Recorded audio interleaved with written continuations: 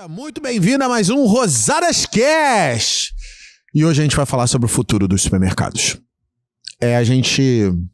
E detalhe, esse vídeo vai ficar gravado e esse áudio também no nosso podcast. E eu acho que daqui a 5 anos vocês vão escutar ele e ainda vai parecer recente. Então vamos lá. E hoje eu trouxe um convidado especial aqui, nosso CEO do grupo de educação, sócio também, Jameli Matos! Olá para todos, obrigado, Leandro, pelo convite e principalmente refletir, repercutir essa sua preocupação com a saúde dos supermercados que a gente atende e os que a gente também não atende, né? Porque, na verdade, a gente está falando sobre pessoas, né? Sobre famílias, sobre empregos, sobre como as pessoas mantêm e fazem a manutenção da sua casa, né? E isso é uma preocupação sua, você sempre fala comigo e eu estou dentro do seu propósito e a gente tem que alertar, né? Não sei quando que as pessoas vão estar ouvindo isso, mas nesse momento, especificamente para quem é supermercadista, né? E quem está em busca de crescimento, né? Ou seja, tem gente que está começando nesse momento e está tudo bem, tem gente que é pequeno e tá tudo bem, mas tem aquela galera que já começou a viver de supermercado, vamos botar assim, né? Que o faturamento ultrapassou 500 mil, 1 milhão, e muitas vezes ainda está inserida dentro da própria operação do mercado e ela não tem tempo, né, para ver o ambiente macro, digamos assim, né, a economia, ou ela só é atingida pela pancada quando chega, né? E você se preocupa com isso, eu me preocupo com isso, a gente está vendo uma série de problemas, né, acontecendo, movimentos na economia. Entendeu? Então, nesse momento, né, a gente não sabe quando as pessoas vão estar assistindo, mas, por exemplo, a gente vinha de uma linha de descida dos juros no país, já se estabilizou, já vem não se mantém em nível, né, há alguns meses, só que agora existe a possibilidade de aumento de juros, né? Ou seja, nós temos uma inflação de alimentos que é muito maior do que a inflação, digamos, medida, né? A inflação de alimentos é maior, nós temos juros que pode subir, tem muito dono de empresário, Leandro, a gente faz o fechamento financeiro, tem muito dono de supermercado que os empréstimos são vinculados à Selic, tá? Muitos Pronamps que o próprio governo forneceu, eles são vinculados à Selic, então se houver, já está muito alto, e se ainda assim houver um aumento, cara, a gente pode estar condenando, sei lá, centenas, talvez milhares de supermercados a fechar. A gente, quando faz o fechamento do pessoal, a gente chega lá na rubrica de empréstimos, o pessoal já está com a corda no pescoço. E se não tiver uma estratégia, se as pessoas não conseguirem fazer uma mudança, uma virada na história dos seus supermercados, como elas estão agarradas na operação, muitas vezes, o cara não consegue, o cara tem que estar dentro da loja. Então ele não consegue no banco conversar com o gerente. Ele não consegue procurar uma consultoria, ele não consegue assistir uma mentoria sua, ele não consegue assistir uma live de alguém que trabalhe com supermercado e para supermercado. E o cara fica perdido, né? A gente tem um movimento muito grande dos grandes, né? A gente vive, desculpa a expressão, mas com tudo que existe, um momento de um capitalismo, a supra-sumo do capitalismo. Quem é rico está mais rico e quem é pobre está cada vez mais pobre. Quem está no meio do caminho somos nós. E a gente paga a conta, né? Então é muito importante que as pessoas possam ouvir isso, porque elas têm que cuidar do negócio dela, né? E aí é deixar de ser o eu empresário, né, que eu tento fazer tudo, e eu procurar ajuda, de fato, para minha empresa se manter, passar por esse momento, que é um momento turbulento, né? Ah, mas o que está acontecendo? O arroz aumentou 42%. Ninguém percebeu isso?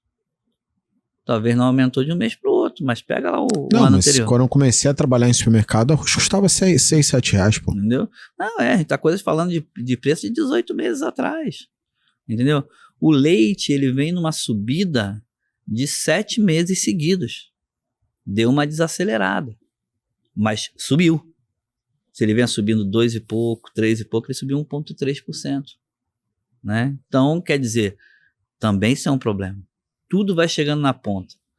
A indústria, ela vai repassando do jeito dela. Ela diminui o tamanho da embalagem. Nossa, eu achei absurdo. Eu tive numa loja ontem, eu fui olhar um wafer da Balduco que eu comprava quando na época eu era criança. Eu tenho 42 anos. Na época que eu era criança, eu comprava aquele biscoito, e agora o biscoito vem com o biscoito ele é menor, e ele ainda vem em uma linha só, vinha 2 linhas de wafer. Agora vem uma linha só. Falei assim, gente do céu, as coisas estão ficando mais caras, entregando menos produto, para tentar trabalhar a estagflação, né? Trabalhar a inflação ali que você vai passando. O mercado já fala, né? Que a indústria, ela cria, né? O índice dela que a gente chama que é indusflação, né? Indusflação, ou seja, ela repassa, né? E a gente ainda tem o seguinte, a gente ainda tem um mal, entre aspas, um mal-estar, que a gente está na ponta. Quem lida com o cliente somos nós. Então, tipo assim, não, é o supermercadista que está aumentando os produtos e ganhando dinheiro. Não é. E ele só repassa preço da indústria. Exatamente. E muitas vezes o cara está focado tentando atender bem o cliente, ter um produto com preço, e ele está colocando o negócio dele em risco, né? Porque hoje, cidades de 10, 20 mil habitantes, se não tem um atacadão, um açaí, pode chegar um atacarejo regional. Pode chegar um Mateus, pode chegar um Mufato, pode chegar um Forte, pode chegar Savenagro, BH, Bahama, todos eles hoje têm, né, digamos, é um canal de atacarejo, né? Tem vários tipos de lojas, mas todos têm um canal de atacarejo. Então, hoje, cidade de 10, 20 mil chega. E como é que o cara está chegando agora? O cara não está chegando para vender arroz e óleo.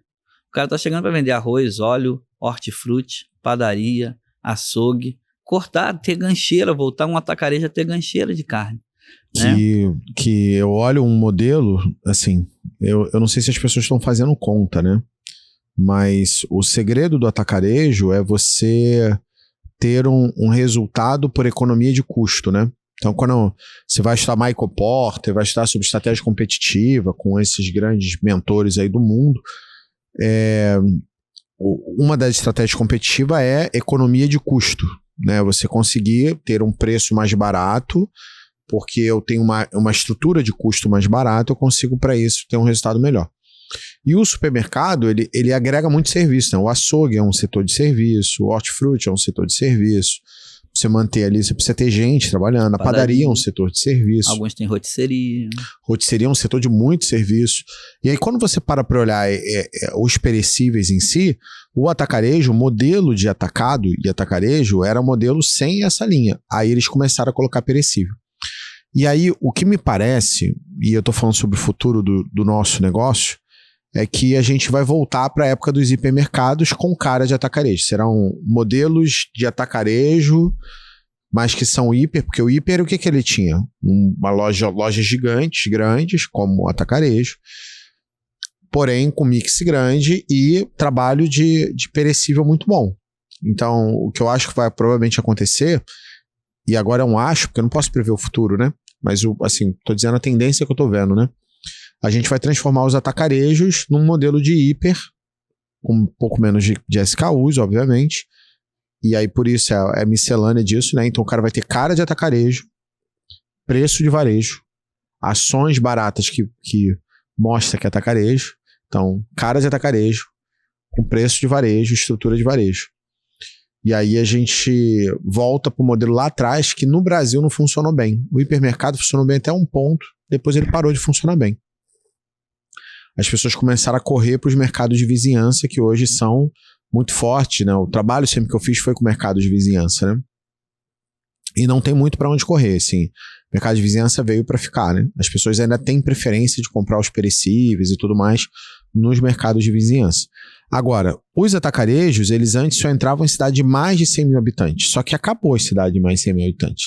Então já estão abrindo em cidade de menos de mais de 50 mil habitantes. Qualquer cidade de 50 mil é foco de um atacarejo. Sim, mas daqui a pouco eles estão vindo nas de 25. Eles estão entrando, né? E antes o atacarejo normalmente ficava em regiões, nas entradas na cidade, em grandes vias rápidas. E agora você vai ver, tem atacarejo já entrando dentro de bairro. Então, olhando isso, olhando essa tendência do Brasil, e além disso ainda tem uma tendência de transformar o nosso negócio em oligopólio, né? Para quem não sabe, a diferença é monopólio é quando tem uma empresa só que domina tudo. O oligopólio é quando tem várias empresas, mas poucas, mas várias, que dominam, né? Poucas, mas várias, né? Então, se você olhar hoje, a gente tem grandes redes que dominam boa parte do faturamento do Brasil inteiro de supermercado. E esses caras estão avançando e estão comprando outras redes. E eu ainda tenho em paralelo o Grupo Pátria, que criou uma proposta de compra de pegar os supermercados que não têm sucessão, que é um outro problema, né? O supermercado é muito perene, né? Então você vai olhar, os caras têm 30, 40, 50 anos de loja, segunda, terceira geração de mercado, mas eles não criaram sucessores para darem continuidade no negócio. E aí tem grandes grupos, como o Pátria, entrando e comprando esses caras que não têm sucessores, que é a maioria dos supermercados. E aí, ainda avançando ali, meio que, né, passando pela tangente ali, não tá muito no radar, mas os caras estão crescendo muito rápido. Daqui a pouco ele tá incomodando as grandes redes aí brasileiras, né, como o Grupo Mateus, o próprio BH, e o Pereira e vários outros aí. O que a gente fala, né, o atacarejo, ele tem tempo de vida. Tá? Isso aí já quase todos, até os grandes diretores de redes de atacarejo já falaram isso, né? Então a gente tem aí mais uns 5 a 6 anos de crescimento, né? Mas você não previu o futuro, você está dizendo o que está acontecendo. O Carrefour, ele já está testando lojas, tá, com tamanho de hipermercado, porém a parte alimentícia ele faz como o mesmo esquema de atacarejo. E ele tem uma grande parte de não alimentícia. Ou seja, ele voltou a ter cadeira, mesa de escritório, pneu, né? Ou seja, esses testes já estão sendo efetuados. Na minha visão, o que eles fizeram? O atacarejo foi um grande laboratório para eles melhorarem as lojas dele. Eles primeiro começaram com o atacarejo, que basicamente era mercearia seca, né? Custo lá, como você falou, muito baixo. E eles foram testando como é que eles conseguiriam deixar essa operação rodando. Agora eles estão começando a colocar serviço. E agora eles já estão começando a colocar os setores não alimentícios. O Carrefour, ele hoje usa um conceito de lojas combo. Então, o que ele está fazendo agora? No terreno que ele tem um atacadão, que é um atacarejo, o que ele faz? Ele coloca um Sam's Club do lado, que é um supermercado por assinatura. O Sam's Club na mão do Carrefour, ele cresceu 143% no último ano. Então, ele pega o público A, que quer comprar chocolate belga, quer comprar pacote de 2 quilos de café e bota do lado do atacadão. Que o cara, se quiser, compra o arroz barato, a água mineral barata, a bebida barata, né? Então ele pega lojas, terrenos de 4 mil metros, bota 2 mil metros para cada loja, que já são lojas muito grandes. E o que ele está fazendo? Ele está atendendo classe A, B, C, D, E pequeno empresário, que vai fazer aquela compra pelo televendas, ou seja, eles não estão parados. Quando o atacarejo chegou no Brasil, ele seguiu o padrão americano da Costco, um atacarejo abria de 3.500 a 4.500 SKUs. Quando chegamos na pandemia, os atacarejos abriam com 9.000 SKUs. Hoje uma loja do Grupo Mateus abre com 12.000 SKUs e serviços, né? Ou seja, e eu que estou no meio, vamos botar assim, desse fogo cruzado, o que eu posso fazer, né? E aí é um pouco do papo que a gente está tendo hoje, porque pessoas como você, como eu, nosso grupo, a gente está, né, genuinamente interessado em que essas pessoas façam uma virada no seu negócio, para que o negócio cresça, eles possam ter uma vida mais saudável, dar mais atenção à família. E como é que o cara vai fazer isso se a todo momento ele é atormentado por é um concorrente que abre, é um preço que está caro, é um produto que aumentou, né? O índice de ruptura da indústria aumentou, ou seja, até mesmo que você queira comprar, dependendo do produto, você não vai receber. É isso. Entendeu? Então, quer dizer, é um momento de reflexão que eu digo dos empresários, porque muitas vezes nós temos que tomar decisões nas nossas vidas que vão impactar ali não só as nossas vidas, como a vida da nossa família, a vida dos nossos funcionários, nossos colaboradores. Será que eu estou pronto para receber uma concorrência? Será que a minha loja ela é capaz de precificar, fazer toda a parte de marketing? Será que o meu mercado tem Instagram? Será que o meu mercado tem a sua marca registrada? Será que o meu mercado treina a equipe? Porque quando o cara grande chegar, ele faz isso tudo. Exato. E ele é muito mais eficiente, né? Então, antigamente a gente tinha, inclusive, grandes redes que chegavam, mas eles chegavam fazendo um monte de cagada. Hoje, nossa, os caras chegam fazendo tudo certo, né? E aí, como é que você lida, considerando que você provavelmente não tem eficiência de gestão hoje, você não está preparado, você não se organizou, então você deixa para fazer isso quando a concorrência vem, começa a te bater, o faturamento cai. E aí é o momento que você não tem caixa para fazer isso, é o momento que você vai ter que parar para mexer. Aí não tem jeito, como é que vai ter futuro assim, né? Não, a gente viu acontecer isso com nossos alunos, né? Teve alguns que tiveram sorte, vou dizer sinceramente, sorte. Por quê? Vê a concorrência batendo, faturamento caiu, o que salvou o cara? Que naquele momento ele tinha um estoque muito alto. E aí ajudou ele a compensar ele diminuindo o custo de compra dele. E ele conseguiu ali 2 meses, 60 dias para respirar. Mas outros que não tinham essa condição, que trabalhavam ali no talo, praticamente quebraram. Entendeu? Então é um cuidado que a gente tem que ter, é um cuidado que a gente tem que... Por quê? É o segmento, para onde o segmento do supermercado está indo? Não pense que a gente é varejo, a gente atende gente, não tem... Tem tecnologia envolvida. Tem muita tecnologia que está rodando. E tem crise que acontece para os outros que não necessariamente é a crise que vai impactar. Porque, olha só, o Dia Porcento fechou um monte de loja. Crise, né? A empresa devendo não sei quantos, acho que bilhão, mais de bilhão. E teve que... encerrou as operações no Brasil.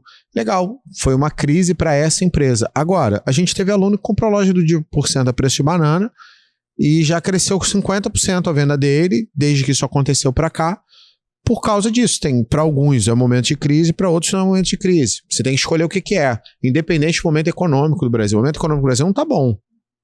Os impostos só sobem quando a parte tributária aí 100% entrar em vigor. Você vai pagar mais imposto ou menos imposto.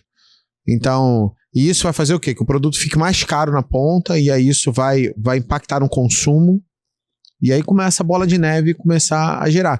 E aí daqui a pouco a gente vai ter um nível de inflação mais alto, que a gente tem uma inflação maquiada, né? Porque a inflação de comida do supermercado é muito diferente da inflação que está rolando que é oficial, divulgada.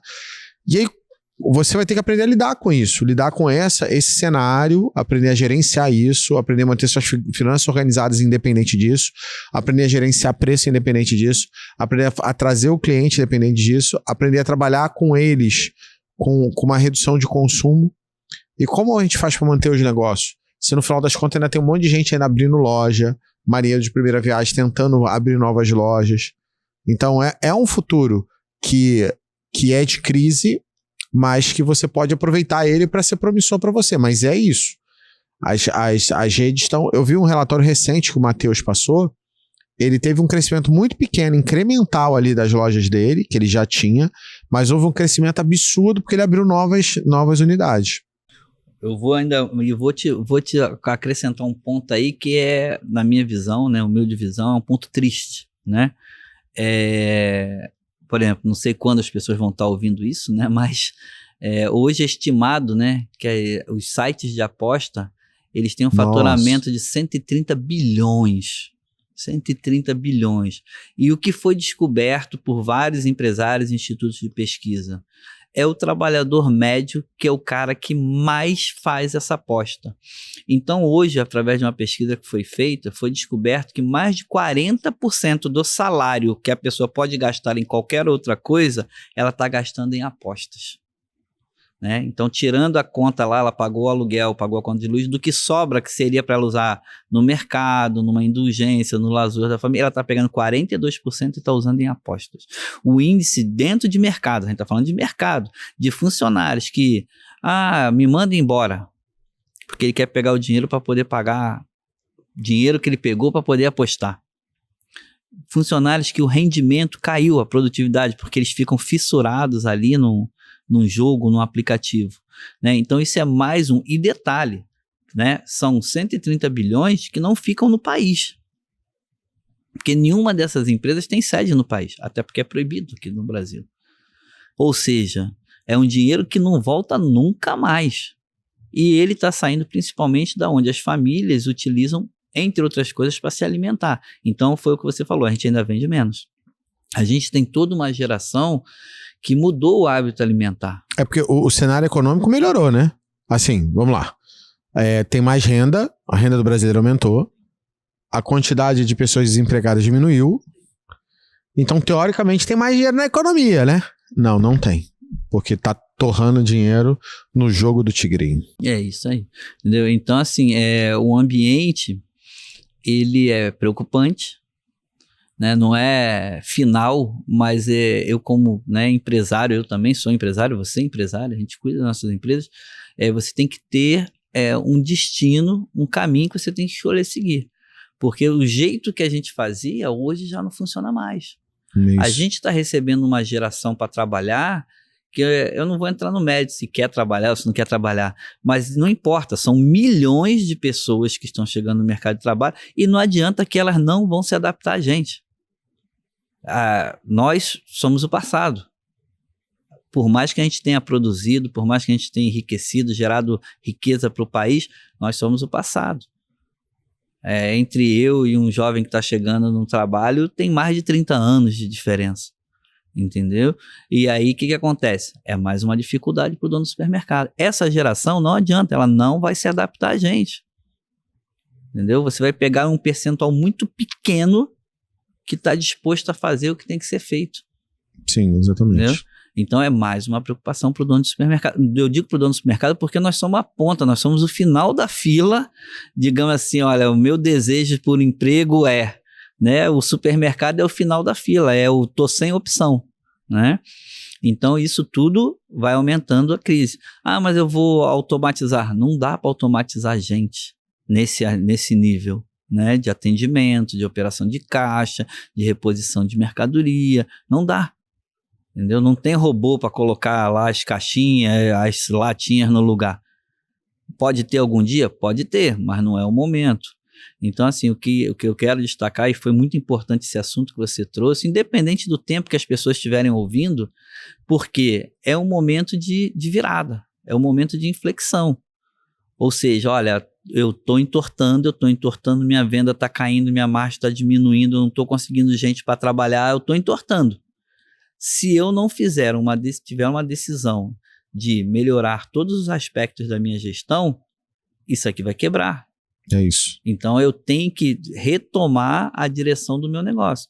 E aí, volto a falar, o empresário que está num momento de crescimento, eu vou falar que está num momento de crescimento mesmo, ele está envolvido na operação.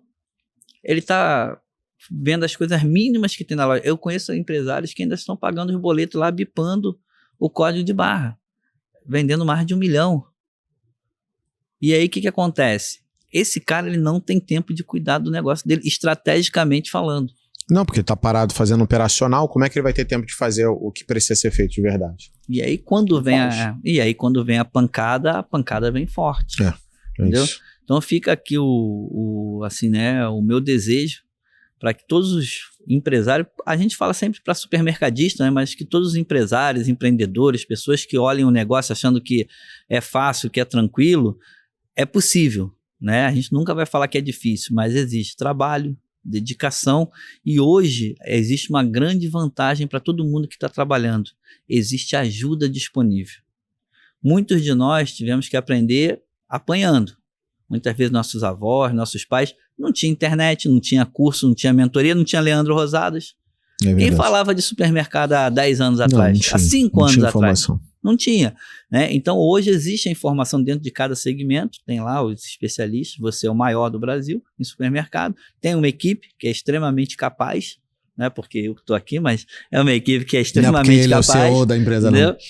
Mas, e isso tudo se transforma o quê? Em ajuda para o empresário.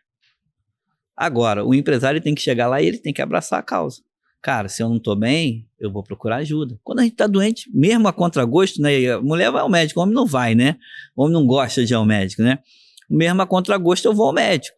Meu supermercado, ele não está bem.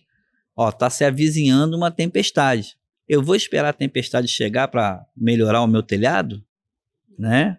Eu vou... A maioria só vai melhorar o telhado depois que vai pingando dentro. Exatamente. Enquanto o cara deveria estar se preocupando em precaver esse processo que iria acontecer. Exatamente. Existe um segmento, eu venho da área técnica também, né? E a gente tinha 3 modalidades de manutenção, né? Certo. E a mais comum era a corretiva. Quando quebrava, consertava, né? Aí, com muito esforço, a gente começou a praticar a preventiva. Ou seja, a gente tentava fazer a manutenção antes de dar o problema, né? Mas existe uma terceira modalidade de manutenção, né? Ou de correção, que poucas empresas fazem, as maiores fazem, tá? Que a gente chama de manutenção preditiva. Ou seja, eu já estou prevendo qual é o problema que vai acontecer e eu faço a troca da peça, a substituição, antes de eu precisar da manutenção preventiva. Ou quando eu for fazer a manutenção preventiva, eu já faço a preditiva. Ou seja, só que a gente, empresário, no dia a dia, não consegue ver nada disso. Não, você tem dificuldade de ver a prevenção, imagina de olhar o anterior ainda. Exatamente. Disso. E aí entra Leandro Rosadas, entra a equipe do Leandro Rosadas, entra o programa Impulso do Leandro Rosadas, entra o nosso grupo de elite lá, o Black Belt, que a todo momento a gente está vendo o quê? Tentando antever essas tempestades e sinalizando, olha, o cara vai chegar perto de você, ó, a estratégia é essa, essa e essa. Ó, cuidado aí, porque ó, tá aumentando, né? Toda semana, né, a gente recebe uma série de avisos. Olha, tendência de alta no arroz, tendência de café no arroz. A gente fica monitorando tudo, né? Exatamente para saber, inclusive, qual é a tendência para direcionar o aluno para o melhor caminho, né? Exatamente. E aí fica aqui o meu desejo sincero que essa pessoa que está nos assistindo, ela veja o ambiente macro, o ambiente estratégico do negócio dela, para que esse negócio não venha a perecer, que ela não passe por necessidade que eu digo é de ter que ficar correndo atrás, que nem desesperado. A gente sabe como é que isso causa dentro do empresário ansiedade, depressão, como isso muitas vezes, às vezes até termina uma família. Desculpa falar, mas criamos filhos que vão ter problemas, né? Sim. Às vezes na idade adulta. A gente não dá o que a gente entende que eles merecem. Tudo por quê? Porque em algum momento a gente não viu essa virada de mercado, né? Então eu sempre brinco, né, no Impulso, né, ainda mais eu que falo de números, né, eu sempre brinco, né, que a gente, muito mais do que números, nós estamos falando de pessoas. E se a gente não levar isso muito a sério, essas pessoas vão ser abandonadas em algum momento. E o segmento do supermercado hoje é um dos segmentos que mais emprega, né? Se a gente não entender isso, você não tem só responsabilidade sobre a sua família, você tem também sobre as famílias todas que trabalham diretamente com você e algumas vezes até as indiretas, né? Que tem prestador de serviço, empresa de equipamento, empresa que faz obra, tem um monte de gente que lida com a gente todos os dias. E você precisa olhar o cenário que está acontecendo, que hoje está com uma presidência, que você concorde ou não está lá, e aí você, como empresário, tem que saber viver aquém disso. Que hoje... Antes foi Bolsonaro, agora é Lula, teve algum momento que teve a Dilma, teve um momento que teve FHC, teve um momento do Evo Collor. Então, a política que as pessoas criticam pra caramba, elas, na maior parte das vezes, mais atrapalha que ajuda.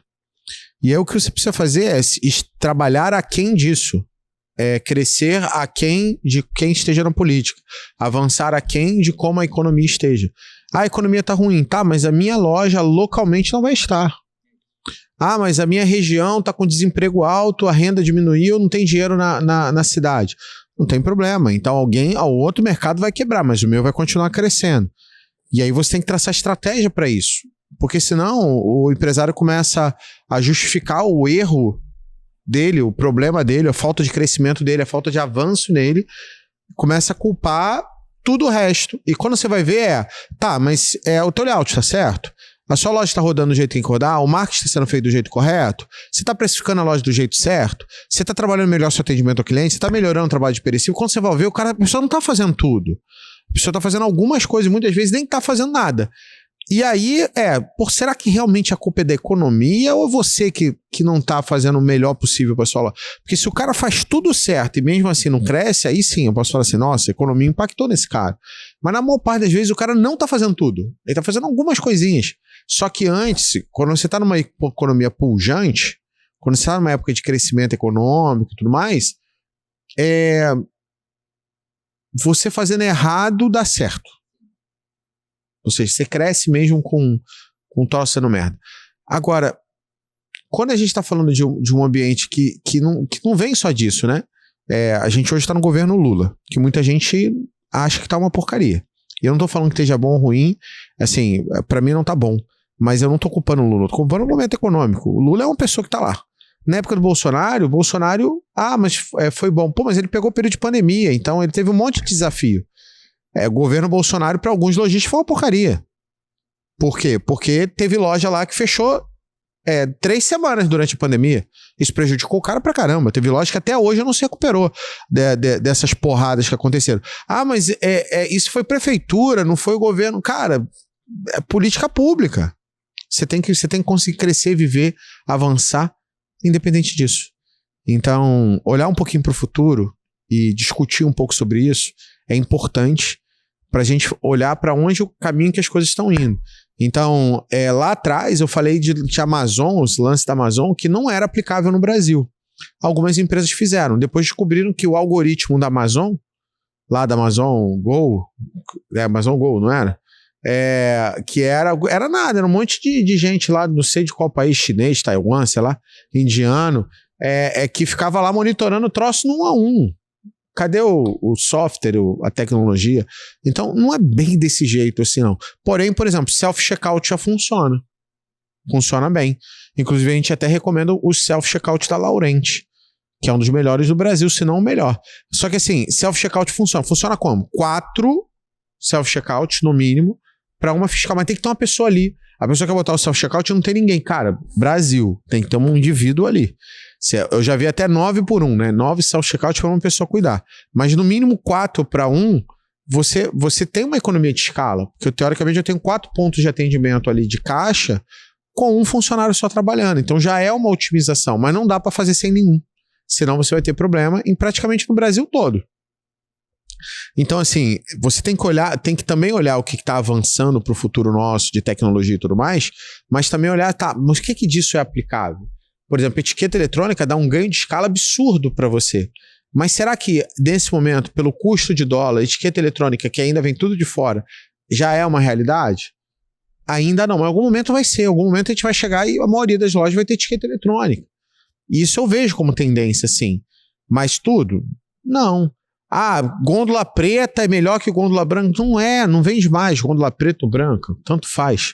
Tem lojas aí vendendo 10 mil por metro quadrado com gôndola branca. Não é a gôndola preta que faz diferença. Mas sim, o modelo de loja inteiro compondo, sim. Mas não é gôndola preta ou gôndola branca. Então, isso, a tendência hoje é preta, também pode virar branca. Igual roupa. Você troca de roupa, a tendência é uma coisa, outra. Não tem isso, né? Então isso vira moda.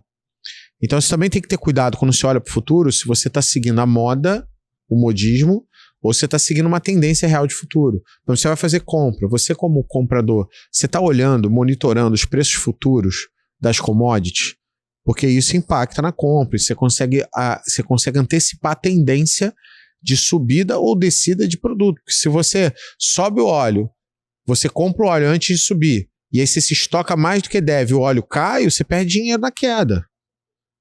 Agora, se tiver uma subida louca e você comprar ali e se estocar bem, você ganha muito dinheiro. Então, até as suas tomadas de decisão de compra, você também tem que olhar a tendência no futuro. Então, você precisa olhar para frente. Então, eu vejo muito dono de supermercado mal olhando a semana. Você tem que olhar o ano. Você já tem planejamento estratégico plurianual? Você tem orçamento anual definido? Você fecha DRE e fluxo de caixa mensal, mas olha para frente? Fala assim, qual é a minha projeção de lucro esse ano? Quanto que eu tenho para investir esse ano? Qual é a minha meta de despesa esse ano? Ou você trata suas despesas, você vai lá e registra, depois olha que deu ruim. Você não olha para frente falando assim, não, o máximo que eu posso gastar em cima disso aqui é isso aqui. Então não posso gastar mais que isso e trava o gasto. Então, olhar para frente para o futuro pode mudar o negócio de vocês, tá? Então, como última mensagem aqui que eu tenho para te dar começa a olhar a economia, começa a olhar a tendência, o dólar mexendo impacta, a inflação que o governo divulga impacta, as mudanças de que eles vão fazendo tributárias impacta sobre o que você está fazendo. Você tem que olhar as tendências de preço futuro que estão acontecendo, você tem que olhar a tendência de lojas que estão fazendo, mas antes de olhar só a tendência, ver o que está acontecendo e ver se isso mesmo vai implementar. Então as pessoas vão para feiras internacionais para olhar a tendência do varejo, maravilhoso, mas se você rodar nas lojas que estão ali onde a feira está acontecendo, ninguém usa aquilo ali que está falando. É uma tendência, mas as pessoas não estão fazendo, porque ela pode ser uma tendência que não vai ser executada. Eles estão tentando ali vender a ideia, a tecnologia, a mudança para as pessoas, mas não necessariamente aquilo vai ser aplicado. Eu acreditava, durante a pandemia eu falei assim, nossa, acabou, vai acabar o supermercado e vai ficar tudo online. Acabou o supermercado. Tudo agora vai ser online. Vai ser só e-commerce, compra online, modelo iFood, que deu muito certo para restaurante. E é isso. Não foi. A pandemia fechou loja 1, 2, 3 semanas. E a venda diária não foi 30% da venda normal. É sobre isso, então. Então, não vejo substituindo. Pode ser que substitua, mas, cara, eu não vejo há menos de 10 anos essa substituição. Não vai acontecer. Então, por mais rápido que seja, não é uma coisa que da minha visão de futuro, vai acontecer. Se discordar de mim, bota no comentário aqui e discorda, e tá tudo bem. É um vídeo para discussão, é um vídeo para falar um pouquinho sobre tendência, é um vídeo para mostrar a nossa visão, a visão que nosso grupo de educação tem em relação ao futuro e para onde vocês vão. Eu enxergo muito que vai sobrar loja de conveniência, loja de proximidade ou vizinhança, que é uma loja de conveniência melhor, maior. Vai ter modelo de atacarejo e vai ter até loja de condomínio também vai funcionar, que é um modelo que tem dado certo. O volume de venda não é alto, mas a margem de lucro é alta e faz sentido se você tiver várias. Então, você botar loja de condomínio também parece fazer sentido. Pegar essa loja de condomínio e botar na rua, cara, não vi funcionar. De verdade, não acredito muito pela cultura brasileira. Eu rodei todos os estados do Brasil e eu não acredito pela cultura do Brasil. Agora, esses 3 modelos eu vejo com muito bons olhos. E claro, né? Você tem uma loja premium, uma loja modelo empório, premium, que é mais focada em perecível, que acaba sendo uma conveniência de alto padrão, também vejo isso com um modelo de sucesso. Agora, os outros modelos instalados, eu acho que é um modelo que tende a se findar. Então vai ter isso. E se as lojas de vizinhança continuarem evoluindo do jeito que está acontecendo, elas vão incomodar, inclusive, os atacarejos, tá? O processo vai ser o contrário. Guarda esse vídeo, porque quando isso acontecer, a gente vai provar aqui o que a gente está falando. É isso, pessoal. Como o Leandro falou, tendência, né? Então, hoje, por exemplo, existe, né, uma grande discussão. Você levantou aí a bandeira do online, do delivery, né? E lá fora, já existe uma grande discussão sobre os modelos a serem seguidos, né? Então, hoje, lá fora, já se discute basicamente 3 modelos, né, de se operar no delivery ou no online, né, digamos assim. Existe um modelo que realmente os preços são mais caros, né? Porque o que é muito questionado, o que foi isso é estudo de Harvard, tá? Não dá para manter uma operação se você não cobrar, por exemplo, a entrega. Lá fora eles chegaram a essa conclusão, lá fora, né? E aí quais são os modelos que eles estão aplicando agora, né? Então você tem um modelo onde realmente os produtos são mais caros, quando você compra online, e aí você pode ter a entrega grátis, né?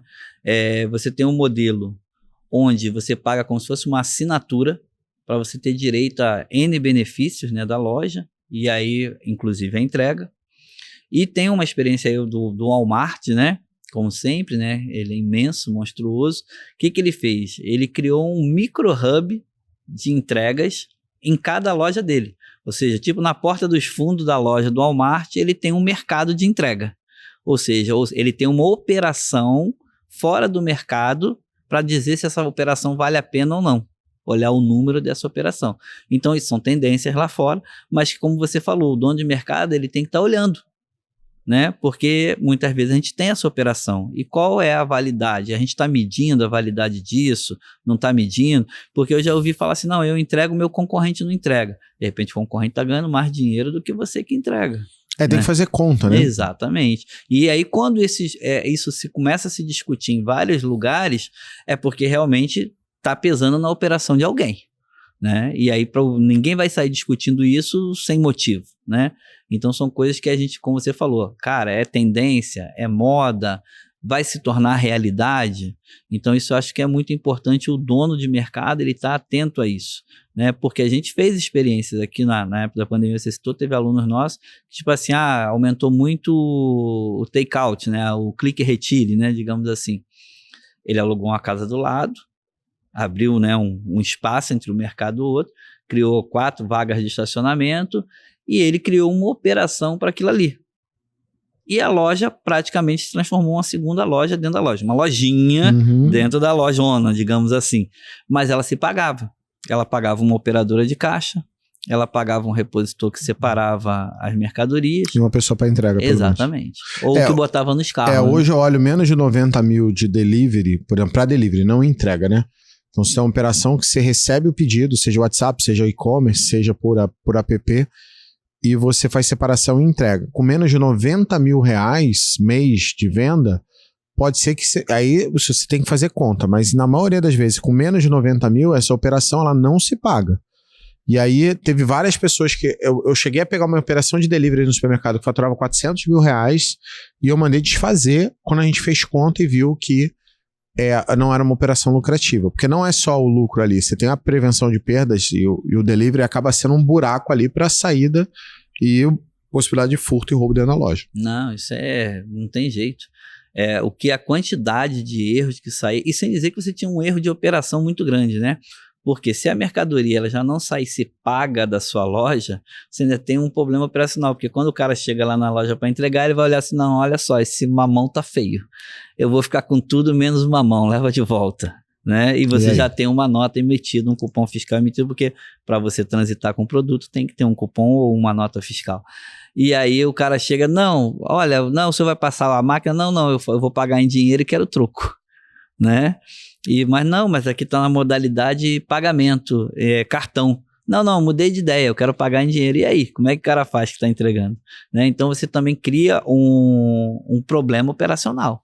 Sim, né? Exatamente. Então tudo isso tem que ser, digamos, sanado, diagnosticado antes de você dizer, olha, está valendo a pena. Né? Se até os grandes, né, que têm estrutura, têm dinheiro para investir, eles estão reavaliando isso. Não, mas né? eu peguei isso num lojista. A gente pegou um lojista fazendo exatamente isso, que era, o cara tinha uma operação, aí tinha a pessoa do delivery macumunada com a pessoa que dava baixa no pedido do delivery. Então a pessoa ia lá e o cara ia como cartão, chegava lá, pedia para alterar para Pix, a pessoa da retaguarda dizia que tá pago. Quando pegaram, tinha 400 mil lá. Nebuloso. Em aberto. E isso foi uma operação. Aí a outra mas tudo que vai sair do seu delivery precisa ter uma dupla conferência. Então ele passa pelo caixa, tem uma conferência, e antes de ir dali pro motoboy ou pro carro para fazer a entrega, tem uma segunda conferência. E aí começa o problema assim, quanto mais processo, quanto mais amarração no processo você precisar, mais gente você precisa para operar. E aí começa os modelos complicados, transtorno para poder fazer. E aí começa o ponto para você poder adaptar e criar circunstância e tal, tudo mais.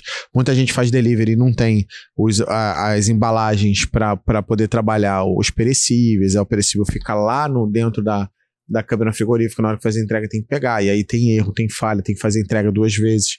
Cara, tem que realmente fazer conta. Então, isso é uma tendência? Na pandemia era o diferencial. E agora? Pode ser que o momento seja de você desfazer uma operação de delivery, por exemplo. Uma torneirinha aberta. Então, você tem que olhar. Então a gente está falando sobre tendência, tá? Por exemplo, o iFood para supermercado, ainda até hoje não emplacou. Funciona. Mas virou uma outra operação de venda. Alguns lugares estão fazendo e não é lucrativo. Tem gente que faz até lucrativo, mas comparado ao volume de uma loja aberta, vira uma operação irrisória mesmo. Então, hoje a conta que você tem que fazer cara, o que eu vou de verdade fazer? Qual estratégia? Você pode fazer um teste, mas sempre tem que pegar e fazer conta para ver se aquela operação, aquela modalidade de operação que você está fazendo realmente faz sentido. Em grandes lojas, até você falou sobre o iFood, né? E aí fazer conta é muito importante, porque numa loja pequena, a loja, ela, entre aspas, se responsabiliza por operacionalizar tudo, né? Pegar o pedido, retirar, separar, entregar. Mas se você for numa grande loja, o iFood coloca as pessoas para buscar o pedido do cliente. Eles ficam... a gente frequenta aqui algumas lojas que tem lá um banquinho onde fica 6, 7 pessoas do iFood lá sentadinho, uniformizados. Chega um pedido, elas levantam, pegam o carrinho. O único detalhe, digamos assim, que elas têm um caixa exclusivo para não enfrentar fila. Né? Mas, ou seja, o grande tem essa, essa vantagem, né? Ele não vai disponibilizar a mão de obra dele. Então, para ele, de repente, vale a pena vender pelo iFood. Como você falou, tem que analisar os números. Por quê? Qual é o custo dele? Entre aspas, 0. Porque, na verdade, o iFood bota alguém para fazer as suas compras, né? E tem que olhar, porque a única coisa que não tem emoção na sua vida é o número. Exatamente. Se o número não tem emoção, o número vai dizer exatamente o que está acontecendo, não tem mentira, não tem meias palavras, o número é exato. Então tem que bater no número. É uma coisa que a gente repete aqui, né, cotidianamente, né? No final do dia, os números não mentem. É isso. E se você quiser, se para você faz sentido a gente fazer outros podcasts pegando algum assunto sobre isso e vir falar sobre momento econômico, economia, bolsa de valores, falar sobre tendência econômica, macroeconômica do país em relação ao nosso segmento, se esse tipo de conteúdo faz sentido, porque você vê muita gente falando, mas as pessoas não são específicas do nosso segmento, não entendem o nosso dia a dia, né?